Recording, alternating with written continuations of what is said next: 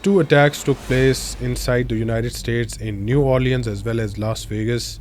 Number one suspect, an army veteran, he served inside US military. So maybe they started picking up, maybe there's an element of guilt Maybe these attacks were also staged by the CIA. that in Afghanistan, the ISIS is getting money from whom? Like this shooting in New York, Queens. I mean, wasn't it an incident? The media didn't report it properly.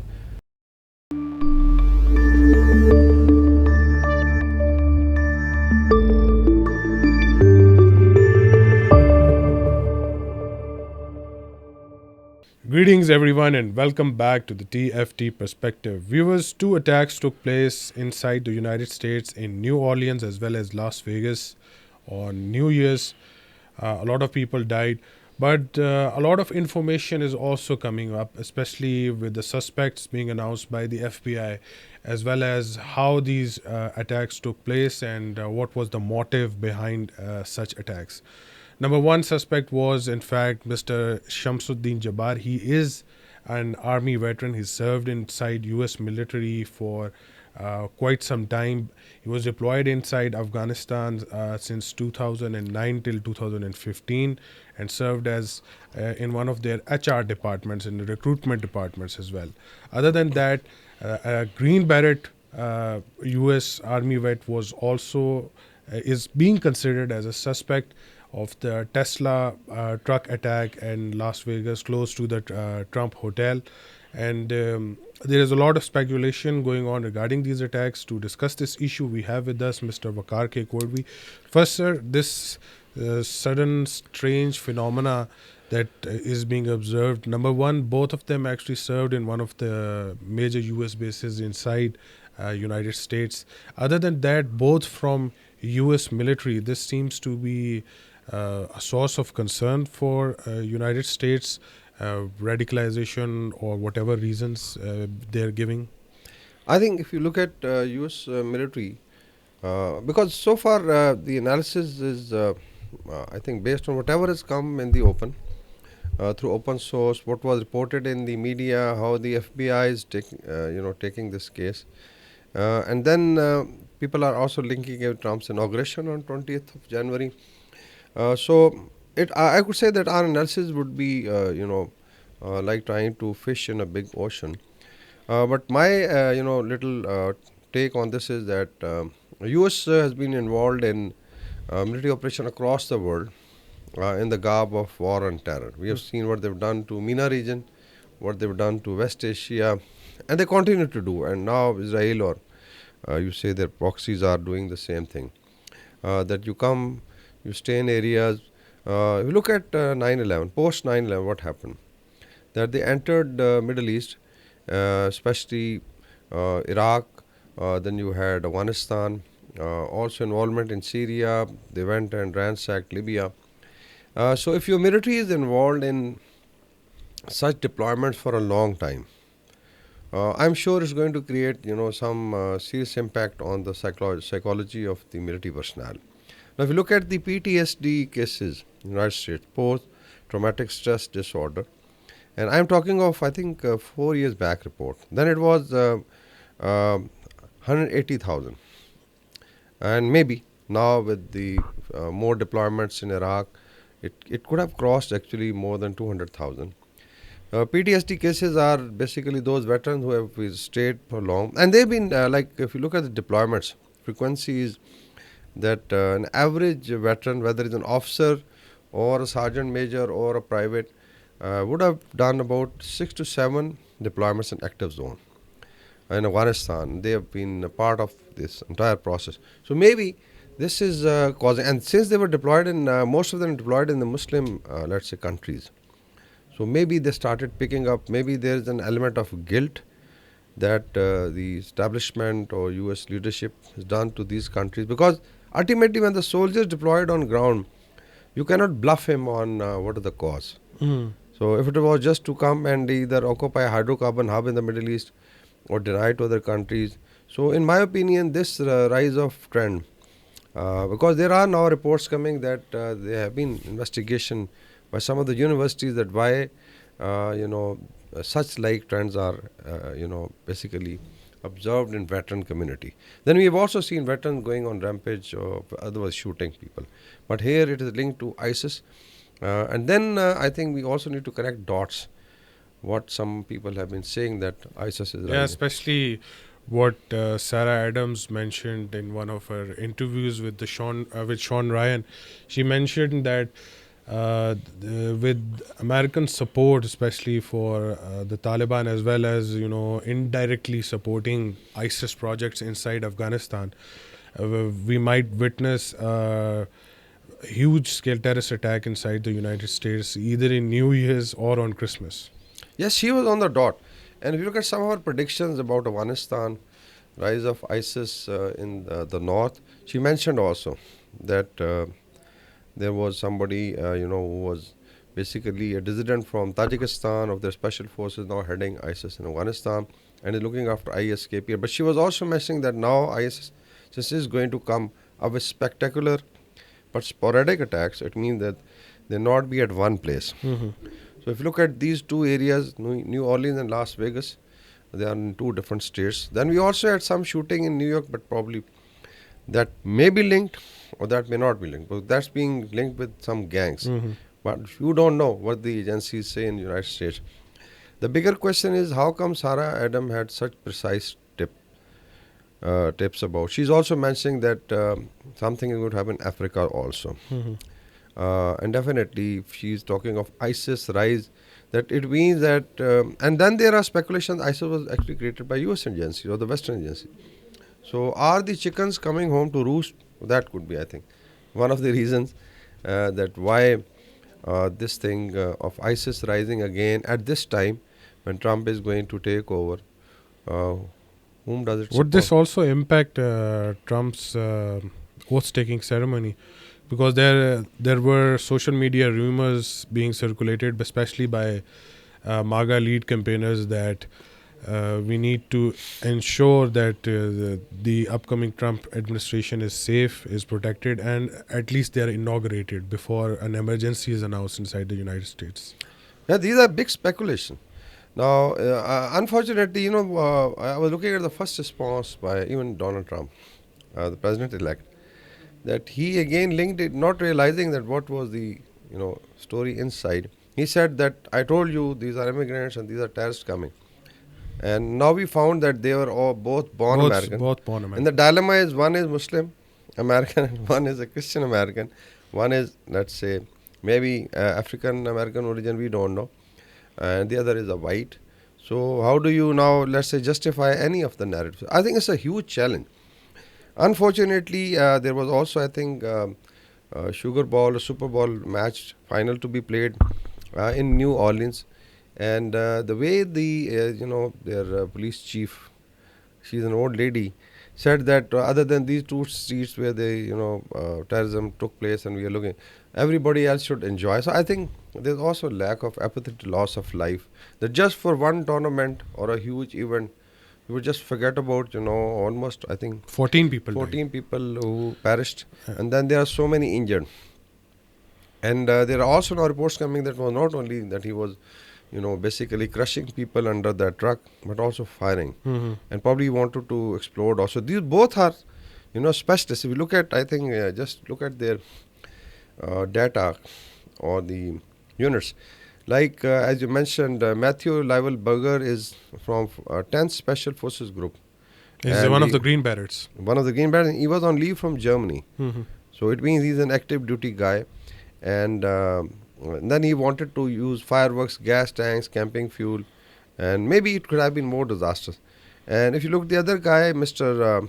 Jabbar, Staff Sergeant Shamsuddin Jabbar, IT team chief from 82nd Airborne Division, the first brigade's combatant. Even his profile is visible on the Facebook page. So it means that these were dedicated and very high profile, excellent soldiers, or sergeant level, you can say non-commissioned officers, and then they both served at Fort Liberty Bragg together. Both served in Afghanistan. So my thesis that probably it's that psychological, I would say, guilt which is triggering it, and then probably they are going into a revenge mode. Maybe it's just a corollary. I think U.S.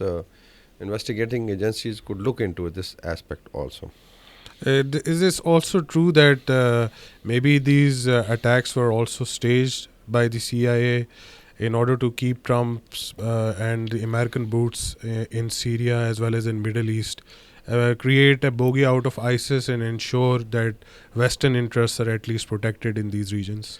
There's all the possibilities. As I think we discussed, this is I think a very profound point that it could be a false flag, Mhm. and unfortunately, if you look at U.S. intelligence, even 9/11, I think there have been 9/11 investigation by independent reporters, independent researchers, engineers, structural engineers who say that it's impossible that these twin towers could just come down, by a strike of an aircraft.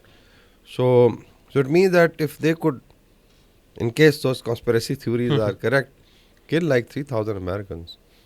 So, a couple of other Americans, not a problem. So, I'm sure that I think one should, when analyzing, also look at what is the larger picture.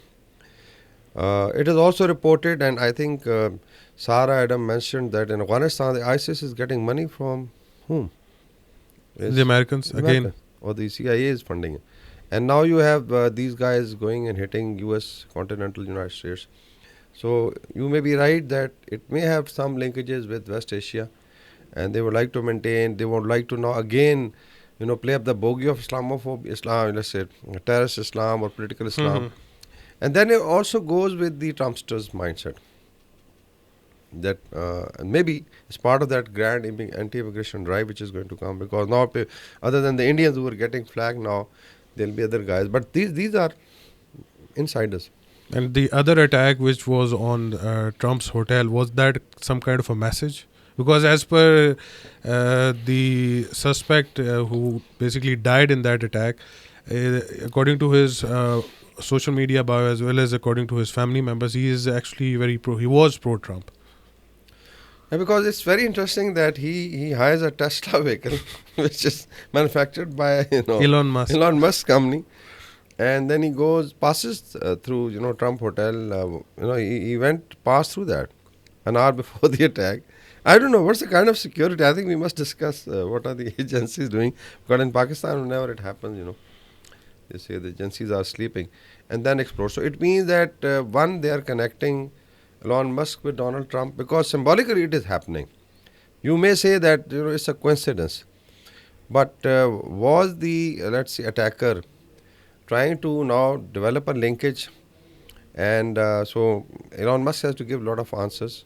And the other side, Trump is also basically, if he was, let's say, his logo on the hotel was the target. Basically, you are communicating it that nobody is safe in America, not even elected president-elect's hotel.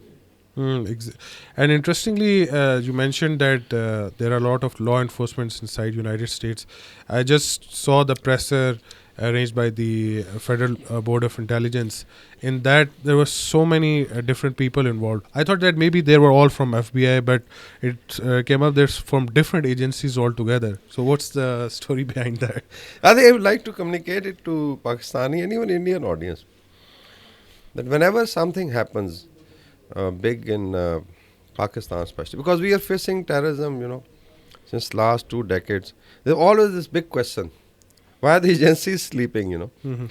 I'll just quickly go through, how many federal agencies. I'm not touching the state agencies. I'm sure if you look at states, every state has its own intelligence units, police, and other system. Private, there are a lot of private detectives also. So there are 18 intelligence agencies in the United States. This is a federal. And then there are 12 investigating agencies. Different, like CIA is an intelligence agency, mainly looking after the overseas, let's say, operations. And FBI is basically an investigating agency, but definitely has an intelligence role. And these are very huge. Like FBI's budget is larger than defense budget of Pakistan. So it's almost $10 billion. And the intelligence agencies have almost 500,000 employees. I'll not say they are all enrolled, but directly indexed. So they have normally operate through agents. So if you look at their, let's say, network intelligence agencies, they have about 500,000, and investigating agencies have about 300,000 employees. Now we'll just for the I think and the powers given to them, like they already had enormous power, but after war on terror, the Patriot Act came in, and just one of the power is to basically what they call is sneak and peek provision. If you have a house, the FBI guy can come, enter your house in your absence, do whatever they want, and don't give an explanation. Mm. Just imagine this thing happening in South Asia or Pakistan. So I'll quickly go over, the I think leading agencies, so that you know basically this is not to do whataboutery or let's say defend our own intelligence, but these are the challenges I would say, that with this enormous network, and somebody who I think did a research that in terms of law enforcement, intelligence, private agents, uh, the US has about 4 million people doing it all told, including the states, 4 million. So if you compare it, with, let's say, if they have a population of let's say 300 million. 320 330 million, so just imagine per person how many, let's say, agents are there. So now you come to intelligence community is overall headed by US intelligence community, because it's basically a grouping. And then you have the NIA, which basically coordinates.